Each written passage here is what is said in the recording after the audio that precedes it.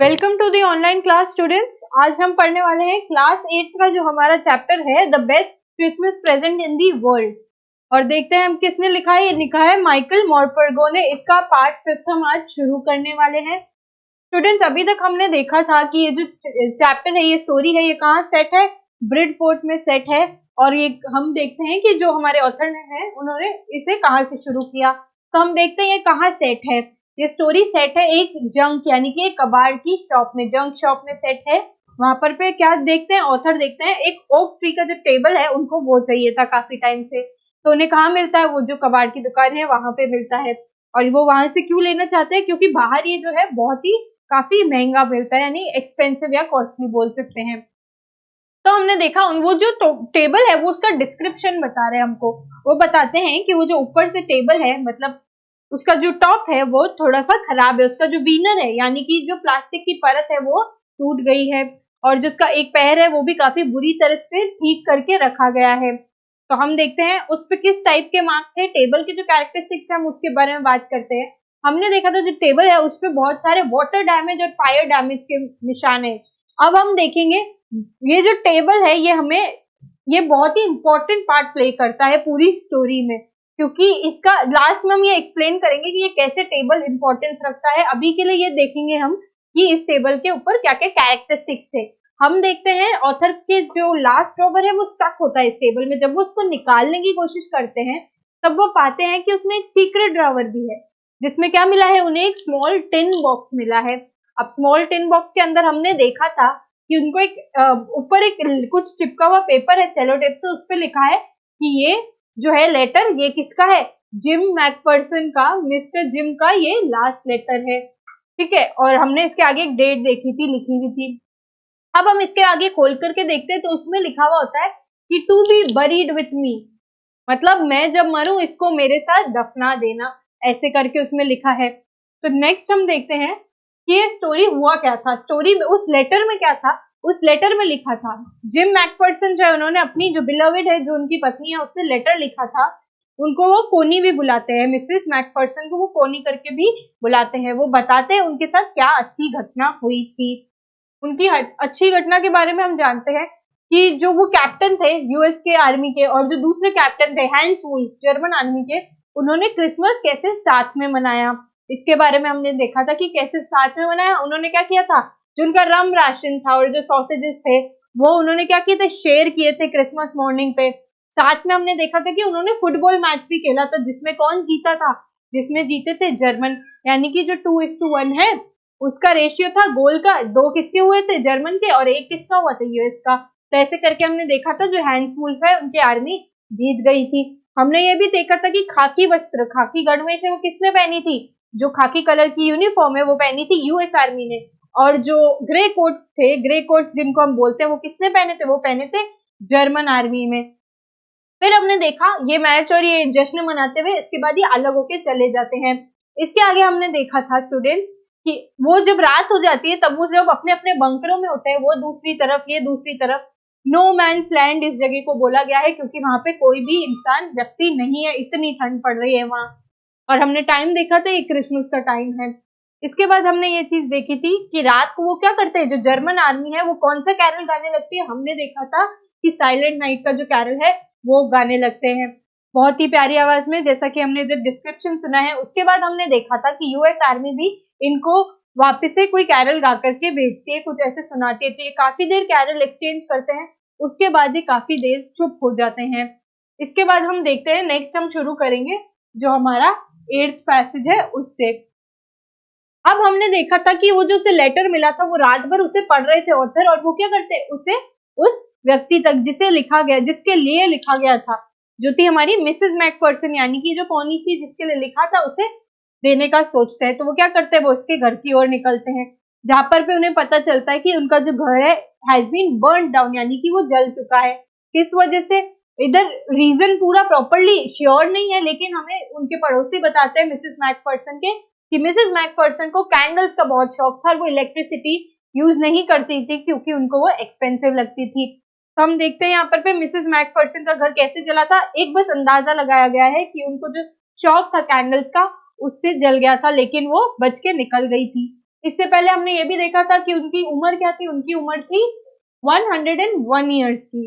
तो हमने देखा था उनका जब घर जल गया तो वो कहाँ जाके रहने लगी थी, वो रहने लगी थी जो बर्लिंगटन नर्सिंग होम है वहां पे। अब ये कहाँ थे, ब्रिडपोर्ट थे। अब ये ब्रिडपोर्ट से बर्लिंगटन गए, बर्लिंगटन था दूसरा जो शहर का जो दूसरा पार्ट होता है उसमें गए। फिर हम देखते हैं क्या लिखा है इधर, I found Burlington house nursing home easily enough. मतलब जब मैं गया था उस तरफ तो मुझे बहुत ही आसानी से मिल गया था, उन्हें ज्यादा दिक्कत नहीं हुई थी ढूंढने में। There were paper chains up in the hallway. अब हम देखते हैं कि जो हॉलवे था बर्लिंगटन होम को यहाँ डिस्क्राइब किया गया है, जो हॉलवे था उसमें क्या लगी हुई थी, पेपर चेन्स थी, मतलब डिमार्केट किया हुआ था रास्ता। और क्यों, क्योंकि हमने ये भी देखा था सबसे पहले कि ये टाइम भी क्रिसमस का टाइम था। ये हमें कैसे पता चला था, हमें ये दिखा था कि जब ऑथर ने जो टेबल पे काम करना शुरू किया था उसको ठीक करने के लिए, तब उसने बोला था कि क्रिसमस ईव है, यानी कि December 24 है। फिर हमने देखा वो रात भर सो के अगले दिन गया है, यानी कि 25 को, तो वो क्रिसमस था, क्रिसमस का दिन था, इसलिए जो बर्लिंगटन नर्सिंग होम था वह अच्छे से डेकोरेटेड था। वो कैसे डेकोरेटेड था, पेपर चेन से, और जो लाइटेड क्रिसमस ट्री है जैसे कि हम क्रिसमस से सजावट करते हैं वैसे ही बिल्कुल उसी अंदाज में। Stood in the corner with a lopsided angel on top. अब हमने देखा कि उसके टॉप पे जो है एक लॉपसाइडेड एंजल, जो कि एक डेकोरेशन की वस्तु है, उससे उसे सजाया गया है। I said I was a friend came to visit Mrs McPherson to bring her a Christmas present. अब वो क्या करती है, जो मिसेस मैकफर्सन है वो तो रहती है उस नर्सिंग होम में, तो अब हम देखते हैं कि नर्सिंग होम में अगर किसी को भी मिलना होता है किसी से, तो उसकी इजाजत चाहिए होती है, जो होम केयर करते हैं या जो भी उनकी जो ध्यान रखते हैं उनका। तो हमने देखा था कि अगर उनको इसकी जरूरत थी तो वो परमिशन लेना चाहते थे, जिसके लिए उनको अपनी जो है आइडेंटिटी बतानी थी। तो उन्होंने ये बोला कि मैं इनका एक दोस्त हूँ, I am a friend of her, और मैं क्या करने आया हूँ, मैं उन्हें क्रिसमस का जो है प्रेजेंट देने आया हूँ। प्रेजेंट का मतलब यहाँ पे आ जाता है गिफ्ट से डिनोट करते हैं हम। I could see through into the dining room where everyone was wearing a paper hat and singing. अब हमें वहां का जो माहौल है वो डिस्क्राइब कर रहे हैं। मैं जैसे ही अंदर गया मैंने क्या देखा, मैंने देखा कि वहां पर पे सब बैठे हैं और क्या कर रहे हैं, गाने गा रहे हैं, क्या, पेपर हैट्स पहन करके। They were all old. हमने ये देखा, they were singing wearing paper hats. The matron had a hat on too and seemed happy enough to see me. Matron से यहाँ मतलब है जिन्हें वह देखने के लिए गए थे, मैट्रन उन्हें बोल रहे हैं। जो वहां बैठी थी व्यक्ति मिसेस मैकफर्सन, वो भी उधर थी, गा रही थी पेपर हैट पहने हुए, और वो बहुत खुश थी मुझे देख के। अब हम ये जानते हैं कि ये दोनों एक दूसरे को जानते नहीं है, बट जैसे उसने सुना कि there is a friend to see her, वो क्या होती है, वो खुश हो जाती है। She even offered me a mince pie. अब ये क्या ऑफर करती है, इसको मिन्स पाई ऑफर करती है खाने के लिए, क्योंकि क्रिसमस है तो हमने ये देखा है कि हर जगह अलग अलग टाइप्स की पाई बनती है, तो वो उन्हें मिन्स पाई ऑफर करती है। She walked me along the corridor. Mrs. Macpherson is not in with the others. अब वो बोलती है कि मिसेस मैकफर्सन जो है वो जो उसे मिलाने ले जाती है कि यहाँ पर तो वो सबके साथ नहीं बैठी है। फिर हम देखते हैं, she told me she is rather confused today, so we thought it's best to give her good rest. अब हम देखते हैं मिसेस मैकफर्सन कैसे स्टेट में है। अब हम यहाँ जानते हैं कि वो बहुत ही ज्यादा कंफ्यूज है और वो क्या आराम कर रही है, वो अकेले बैठी है। She had no family, as you know, no one visits. अब उनकी कोई फैमिली नहीं है तो उनको क्या कोई मिलने नहीं आता है, इसीलिए वो थोड़ी सी परेशान थी कि क्रिसमस है और मुझे कोई मिलने भी नहीं आया। तो I am sure she will be only too pleased to see you. मतलब वो तुम्हें देख करके काफी खुश होगी कि आज वो तुमसे मिल रही है, कोई उनसे मिलने आया है। She took me into a conservatory with wicker chairs and potted plants all around and left me. अब कंजर्वेटरी वो जगह होती है जहाँ पे जो तबीयत जिनकी खराब होती है या ऐसे, उनको वहां पर पे ऑब्जर्वेशन में रखा जाता है। तो हमने देखा मिसेस मैकफर्सन कहाँ थी, इन दी कंजर्वेटरी। अब वहां पे चेयर्स बताई गई है कि कुछ चेयर्स हैं, वो चेयर्स जो उनके लिए यूज की जाती हैं, जो लोग क्या होते हैं थोड़े से वीक होते हैं, चल फिर नहीं पाते हैं, पूरा जो सपोर्ट के साथ चेयर्स होती है वो होती है। And potted plants around and left me, वो उसे छोड़कर वहां चली जाती है। ओके स्टूडेंट्स, नेक्स्ट हम देखेंगे the old lady was sitting in a wheel chair. अब जो मिसेस मैकफर्सन वो कैसे बैठी है, व्हील चेयर में। उनके हाथ कहाँ है, फोल्ड करके उनके हाथ जो है लैप में रखे हुए हैं। She had silver white hair. उसके बालों के बारे में बताया जा रहा है और उसकी जो दिखती है वो अपीयरेंस बताई जा रही है कि पहले तो वो 101 ईयर ओल्ड की थी एंड देन वो व्हील चेयर पे बैठी हैं। फिर हम देखते हैं कि उनके बाल कैसे थे, silver white, and they were made into a whipsy bun.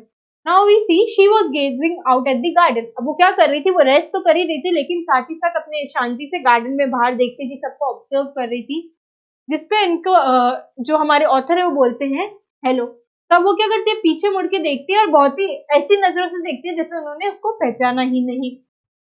Happy Christmas Connie, वो क्या बोलते हैं, हैप्पी क्रिसमस कॉनी।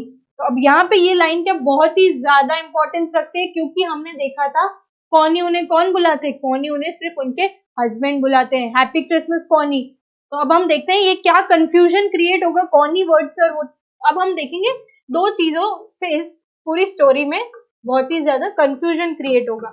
एक तो जो उनका नाम है कॉनी, और दूसरा जो हमें ओक टेबल मिला था उससे। Okay students, I found this, I think it's yours. मुझे ये मिला और मुझे लगता है ये क्या है, ये तुम्हारा है। As I was speaking, her eyes never left my face. अब हम यहाँ देखते हैं कैसे क्या बात हुई। अब वो क्या बोलता है, मेरे को ये लेटर मिला है, मुझे लगता है ये तुम्हारा है। अब ये बोलते बोलते वो नोटिस करते हैं जो कॉनी है, जो मिसेस मैकफर्सन है, वो उनके चेहरे से नजर ही नहीं हटा रही है। I opened the tin box and gave it to her. अब हमने ये भी देखा जो टिन बॉक्स है वो किसका था। अब हमने देखा कि जो टिन बॉक्स है वो था हमारा मिस्टर जिम मैकफर्सन का। Okay students, mister gym Macpherson का था वो टिन बॉक्स। तो अब हम तीसरी चीज यहाँ देख रहे हैं जो इधर स्टोरी में सस्पेंस क्रिएट कर रही है, वो ये तीन चीजें हैं। ओके स्टूडेंट्स, तब वो टिन बॉक्स किसका था तो वो मिस्टर जिम का, पर ये किसके हाथ में था, ये था ऑथर के हाथ में, यानी कि माइकल मॉर्फरगो के हाथ में था। फिर हम देखते हैं That was the moment her eyes lit up with recognition. अब हम यहाँ देखते हैं कि इसका क्या उस पर इफेक्ट पड़ा। हम क्या देखेंगे यहाँ पे, हम सस्पेंस थोड़ा कम करते हुए ये बताते हैं कि जो मिसेस कॉनी थी वो क्या सोच रही थी, जो व्यक्ति उनसे मिलना आया है वो उनके हस्बैंड है। ओके स्टूडेंट्स, क्यों ऐसा लग रहा था, पहला उन्होंने उसको कॉनी करके बुलाया था, दूसरा वो जो टिन बॉक्स था वो किसका था, उनके हस्बैंड का था, तो वो उनके हाथ में था। और हम ये भी देख सकते हैं कि वो 101 ईयर ओल्ड की है, तो यानी कि उनके जो सेंसेस है थोड़े से लूजन अप हो गए हैं। तो हम इस वजह से ये जानते हैं कि जो कॉनी है वो क्या कर रही थी, वो उनको अपना हस्बैंड समझ रही थी। रिकॉग्निशन मतलब उन्होंने उसको पहचाना। अब हमने ये देखा था कि वो तो जानते ही नहीं, तो कैसे किस चीज को रिकॉग्नाइज किया उन्होंने, she recognise mister Michael as her husband Jim McPherson. Her face became soft with sudden glow of happiness. अब वो क्या थी, बहुत ही पेल थी, हमने देखा जब हम यहाँ ये ऑथर एंट्री देते हैं। फिर हमें ये बताते हैं कि वो एकदम ही ग्लो करने लगी, हैप्पीनेस से बहुत ही ज्यादा खुश हो गई थी वो। I explained about the desk, about how I found it. अब इसने क्या किया, इसने एक्सप्लेन किया, इसने सारी मिसअंडरस्टैंडिंग जो है क्लियर करने की कोशिश की कि रुको मैं तुम्हें बताता हूँ मुझे कैसे मिला। अब इसको मिला तो वो टेबल में था, but I don't think she was listening. पर उसने क्या किया, उसने जो मिसेस कॉनी थी उन्होंने नजरअंदाज किया, वो सुन ही नहीं रही थी। अगर वो सुनती तो उनका जो कंफ्यूजन है वो क्लियर हो जाता। For a while she said nothing but stroke the letter tenderly with her finger tips. Stroke मतलब किसी भी चीज पे आप बार बार हाथ फेरेंगे उसको बोलेंगे। उन्होंने कुछ देर कुछ नहीं बोला, पर क्या किया, जो लेटर है उसको अपने हाथों से फिंगर टिप्स से क्या करने लगी, बार बार छूने लगी, फील करने लगी। Suddenly she reached out, took my hand, her eyes वो फिल्ड विथ टीयर। उन्होंने क्या किया, उन्होंने जो ऑथर है उनका हाथ पकड़ा और उनकी आंखें कैसी थी, आंसुओं से भरी हुई थी। You told me you'd come home by Christmas dearest, she said. अब ये क्या बात हो रही है, यहाँ बात हो रही है मेन कौन सा, चौथी जो हमारी चीज है वो क्या रोल प्ले कर रही है, क्रिसमस जो है हमारे लिए थोड़ा सा मिस्टीरियस रोल प्ले कर रहा है यहाँ पे। तो वो बोलती है कि तुमने बोला था मुझे कि तुम क्रिसमस तक घर वापस आ जाओगे, and here you are the best Christmas present in the world. और देखो तुम क्रिसमस पर आ गए, तो this is the best Christmas present in the world. Come closer Jim dear, sit down. अब हम ये यहाँ क्या देखते हैं, हम क्या देखते हैं, वो ऑथर को क्या बोल रही है, जिम यानी कि जो उनके हस्बैंड है उसका नाम लेके बोल रही है कि तुम मेरे पास आओ और यहाँ बैठो। I sat down beside her, she kissed my cheek, I read your letter so often Jim every day. अब वो क्या पास बैठे तो उन्होंने उन्हें क्या बता रहे हैं कि मैंने तुम्हारा जो लेटर है वो हर दिन पढ़ा है, बहुत बार पढ़ा है। सो ऑफन का मतलब है बहुत ही ज्यादा फ्रीक्वेंटली, बार बार पढ़ती रहती थी। I wanted to hear your voice in my head. अब वो बता रही है कि उनको उनकी जो एक इच्छा थी कि उनको तुम्हारी आवाज सुननी थी, ये बता रही है कि मुझे जिम की आवाज सुननी थी। It has always made me feel you were with me. तो तो जो तुम्हारा जो लेटर था, मेरे पास एक लेटर था जिसमें तुमने बोला था तुम क्रिसमस तक आ जाओगे, वो हमेशा मुझे तुम्हारी याद दिलाता था और ये बताता था कि तुम मेरे पास हो, एंड तुम मेरे पास आ गए। Now you are with me, now you are back, you can read it to me yourself. अब वो बोल रही है तुम जो लेटर लाए हो ये खुद ही पढ़ के मुझे सुना दो। Would you do that for me Jim dear? तो वो पूछती है क्या तुम ये मेरे लिए कर सकते हो जिम? तो वो I just want to hear your voice again. क्यों उसे बोलती है वो पढ़ने के लिए? क्योंकि उसे बस उसकी आवाज सुननी है, जिम की आवाज सुननी है। I love that so much and then perhaps we'll have some tea. अगर तुम मुझे लेटर पढ़ के सुना दोगे तो मेरे को ये बहुत पसंद आएगा। इसके बाद हम क्या करेंगे, चाय पी सकते हैं बैठ के। I made you a nice Christmas cake. अब हम देखते हैं मार्जिपिन पाई के बारे में बात हो रही है। जो मार्जिपिन पाई है ये हमारा जो हमने क्या पहले 4 चीजें देखी थी, अब ये मार्जिपिन पाई है, ये 6 कॉन्टेक्स्ट है इस चैप्टर का, जो कि एक बहुत ही इंपॉर्टेंट रोल प्ले करता है। I know how much you love marzipan. अब वो बोलती है मुझे पता है तुम्हें मार्जिपिन कितनी पसंद है। तो चलिए हम यहीं से शुरू करते हैं डिस्कस करना। मार्जिपिन पाई का बार बार जो हमने इससे पहले यूज देखा था, लेटर में देखा था कि जब मिस्टर जिम मैकफर्सन युद्ध लड़ने गए थे तब वो क्या लेके गए थे अपने साथ, क्रिसमस में एक मार्जिपिन पाई लेकर के गए थे जो कि कोनी बनाती थी और उससे अच्छी कोई भी नहीं बना सकता था। ये इन्होंने किसके साथ शेयर की थी, हैंस वोल्फ के साथ। तो इधर भी वो बोल रही है कि आज भी मैं हर रोज तुम्हारे लिए, हर क्रिसमस पे तुम्हारे लिए मार्जिपिन पाई बनाती हूँ और वेट करती हूँ कि कब तुम आओगे। अब इससे बात हम देखेंगे क्रिसमस की। क्रिसमस की बात क्यों हो रही है यहाँ पे, क्योंकि क्रिसमस पे जो जिम मैकफर्सन थे उन्होंने क्या कोनी को वादा किया था कि मैं घर आऊंगा, तब कोनी क्या हर क्रिसमस उनका वेट करती थी। तो दिस इज द वे हम क्रिसमस इधर इंपॉर्टेंट रोल प्ले करता है। टिन बॉक्स का हमने पहले ही क्लियर कर दिया कि टिन बॉक्स किसका था, वो जो काला टिन बॉक्स था वो था मिस्टर जिम मैकफर्सन का, जिसे देख करके कोनी ने आइडेंटिफाई किया कि ये तो जिम ही होगा, क्योंकि हमने देखा था जब सेंसेस लूज हुए थे वो ज्यादा देख भी नहीं सकती थी और ना ही उनका जो दिमाग था इतना काम कर रहा था। फिर हम देखते हैं टेबल के बारे में। पहले हम आ जाते हैं कोनी। कोनी वर्ड जो यूज किया था ये सिर्फ जिम यूज करते थे, लेकिन हमारे ऑथर को कैसे इस वर्ड का पता चला, इस जो नाम है इसका पता चला बाय दी लेटर। तो जो लेटर था उसमें क्या यूज किया जाता था, कोनी। तो बार बार वो कोनी यूज करते थे तो उनको यही लगा कि इनका नाम यही है, जबकि this was a name given by Jim to his wife. फिर हम देखते हैं टेबल क्या रोल प्ले करता है। स्टूडेंट्स यहाँ टेबल क्या रोल प्ले करता है इस बारे में जानते हैं। वो जो टेबल था हमें कहाँ मिला था, मिला था हमें जंक शॉप में। तो we found a table found in junk shop, यानी कि जो कबाड़ की दुकान है वहां मिला था। फिर हम यहाँ देखते हैं, अब वो कबाड़ की दुकान में मिला था उसमें क्या थे, फायर डैमेज था उसपे और वाटर डैमेज था। तो आपको क्या लगता है फायर और वाटर डैमेज कैसे हुआ होगा उसपे? अब हम देखते हैं जो फायर और वाटर डैमेज था वो कहाँ हुआ था। हमने देखा था नो मैन्स लैंड का यूज हुआ है यहाँ वर्ड का, वहां पर भी बहुत बर्फ थी। तो यहाँ पे आ जाती है वाटर डैमेज की बात। फायर डैमेज इसलिए क्योंकि वहां पे युद्ध हो रहा था, बहुत सारी गोलियां चल रही थी। तो हम ये देखते हैं ये जो टेबल है ये भी जिम का है, ठीक है स्टूडेंट्स। टेबल के अंदर से ही हमें टिन बॉक्स मिला था, तो ये टेबल है जिम का है और ये वॉर के बाद कहाँ चला गया था, जंक शॉप में। फिर ये वहां से कौन ले आया थे, ऑथर ले आए थे। तो ऐसे आपको लूप समझना पड़ेगा कि जो जंक शॉप में टेबल मिला था वो भी मिस्टर जिम का था, जैसे कि लेटर और जो टिन बॉक्स था। तो इसीलिए उसमें फायर और वाटर डैमेज था। इसीलिए हमने देखा कि उसमें डैमेज क्यों था, बिकॉज वो वॉर के टाइम का जो था वो वॉर का टेबल था। क्योंकि हमने देखा कि ओक ट्री बहुत महंगे होते थे क्योंकि बहुत पुराने होते थे। तो हमने ये भी देखा कि जिम को कुछ साल पुराना जो टेबल है, कुछ साल पुराना लेटर मिला है, 1914 और 15 की डेट है उसपे, और अभी हमने देखा 1925 की डेट दी हुई है। ओके स्टूडेंट्स, नेक्स्ट हम इसके क्वेश्चन आंसर पे आ जाते हैं। Why was there glow on Connie's face? अब इसका आंसर क्या है, कोनी इतनी खुश क्यों हो गई थी? Connie was happy and there was glow because she thought, उसको लगा, उसने सोचा कि she thought Jim was back, मतलब जिम जो है वो वापस आ गया। तो उसको लगा जिम वापस आ गया इसलिए वो बहुत ज्यादा खुश हो गई। In what relation did she take the author? अब हमें बता रहे हैं कि कौन से रिश्ते में उसको ऑथर लगे। तो उन्होंने सोचा कि वो क्या है, उनके हस्बैंड, यानी कि जो जिम मैकफर्सन है वह है। इसके नेक्स्ट हम देखते हैं, why did what did author explain Connie, author क्या एक्सप्लेन कर रहे थे उनको कि उनको लेटर कैसे मिला, how he found the letter, ये हमने अभी लास्ट पैराग्राफ में पढ़ा है, how he found the letter ये एक्सप्लेन कर रहे थे जो कि उन्होंने नहीं सुना। How did she show her affection for Jim's letter, उन्होंने क्या किया, जिम का लेटर जो है शी स्ट्रोक्ड इट, अब हमने देखा वो क्या कर रही थी, वो उसको अपने फिंगर टिप से स्ट्रोक कर रही थी, she stroked it with her finger tips, with her finger tips, ऐसे करके उन्होंने क्या अपना अफेक्शन बताया।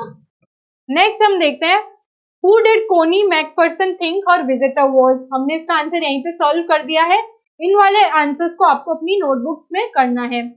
Which sentence in the text shows that the visitor did not try to hide his identity, अब हमें पूछ रहे हैं कि जो पूरा पैसेज है उसमें से ऐसा कौन सा लाइन है हमें बताओ जिससे हमें पता चलता है जो ऑथर मिलने आए थे वो अपनी जो आइडेंटिटी है, पहचान है, नहीं छुपा रहे थे। तो हमने देखा कि उन्होंने पहले तो बोला था I am a friend, next उन्होंने जो लाइन यूज की थी उन्होंने सब समझाने की कोशिश की थी कि उनको वो जो ओक ट्री का जो टेबल है वो कैसे मिला था।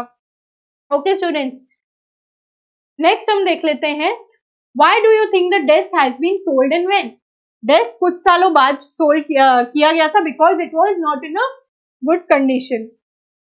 Why did Jim and Hans think that the games and sports are good way of resolving conflicts, do you agree, अब हमने देखा था कि क्या हमें कॉन्फ्लिक्ट सॉल्व करने का क्या तरीका बताया था, हमें बताया था कि हमें क्या करना चाहिए, गेम्स खेलने चाहिए और वो जो गेम में हार जीत होती है उससे डिसाइड करना चाहिए कि कोई कॉन्फ्लिक्ट कैसे सॉल्व होता है। And yes we agree with it कि these are the right way, because अब हम बिकॉज जो इसका आंसर है वो भी आगे पढ़ लेते हैं, क्योंकि nobody will be dying that way एंड जो बच्चे हैं वो अनाथ नहीं होंगे एंड जो वाइव्स है दे वोंट बी विडोड, ये लाइन हमने टेक्स्ट में पढ़ी है। Do you think the title of the story is suitable, तो yes we think the title of the story is suitable. Can you think of other titles, this is your homework students, the fourth answer is your homework because this is the to do question और आपको इसके reasons भी लिखने, why is the title suitable। next we see कोनी ने gym के letter को कब तक रखा था, कोनी ने जिम के लेटर को बहुत सालों तक संभाल करके रखा था जब तक she was 101 year old। next we see how do you think the soldiers of two army like each other or different from each other, अब वो कैसे सेम थे, हमने देखा दोनों यही चाहते थे कि युद्ध जल्दी से खत्म हो और वो अपने घर जाएं। अब नेक्स्ट हम देखेंगे mention the various ways in which British and German soldier became friend and find things common eight Christmas, तो कॉमन जो चीजें देखी थी वो हमने क्या देखी थी, सॉसेजेस देखे थे, इसके नेक्स्ट हमने देखे थे जो रम राशन था, रम और जो ब्रांडी थी उसकी बात की थी हमने यहाँ पे, एंड नेक्स्ट हमने देखा था कि और जो विभिन्न तरीके थे वो था फुटबॉल गेम था, फुटबॉल का जो गेम था उसके बारे में बात की थी, और जो विल थी, मार्जिपिन पाई थी, उसके बारे में देखा था हमने, और एक और चीज देखी थी वो कैसे कॉमन थे, वो क्या थे, वो सब नॉर्मल लोग थे, यानी कि they were all normal citizens of the country और उनको कहाँ भेजा था, वॉर लड़ने के लिए भेजा था। ओके स्टूडेंट्स, नाउ हम थोड़ा सा ऑथर के बारे में देख लेते हैं, उनका जन्म कहाँ हुआ था, सेंट एल्बन्स में हुआ था, हर्टफोर्डशायर में, अक्टूबर में 15 अक्टूबर 1943 को हुआ था। अब माइकल मॉर्पुगो की बात करते तो वो कैसे राइटर है, वो ब्रिटिश राइटर है और उन्होंने करीबन 100 से ऊपर बुक्स लिख ली है, ज्यादातर किसके लिए होती है, बच्चों के लिए होती है। उन्होंने बहुत सारे अवार्ड्स भी जीते हैं अपने लेखन की वजह से, इसमें हम कुछ अवार्ड्स के नाम देख लेते हैं। Prix sorcery in France, France का जो अवार्ड है प्रिक्स सॉर्सरी उन्होंने वो जीता है, 3 टाइम्स जीता है। कौन सी बुक्स के लिए जीता था, किंग ऑफ क्लाउड फॉरेस्ट जो उन्होंने 1993 में लिखी थी उसके लिए जीता था। वॉम्बैट गोस वॉल्केबॉर्ड 1999 में, हमने 3 देखे थे प्रिक्स अवार्ड उनको जो मिले थे, और जो तीसरा था वो था केनसुकेस किंगडम जो उन्होंने 2001 में लिखी थी। उन्होंने red house children's book award भी जीता था, ये दूसरा अवार्ड है, वो पहला था उसमें भी 3 जीते थे, ये दूसरा अवार्ड है। एंड नेक्स्ट हमने देखा था कि प्राइवेट पीसफुल के लिए उन्होंने जीता था और केनसुके किंगडम के लिए उन्होंने जीता था। ओके स्टूडेंट्स, तो आज के लिए इतना ही। तो हमने आज पढ़ा था the best Christmas present in the world, और जो क्वेश्चन आंसर है जो हमने सॉल्व कर लिया है वो आपको अपनी नोटबुक्स में करने हैं। Thank you students and have a nice day.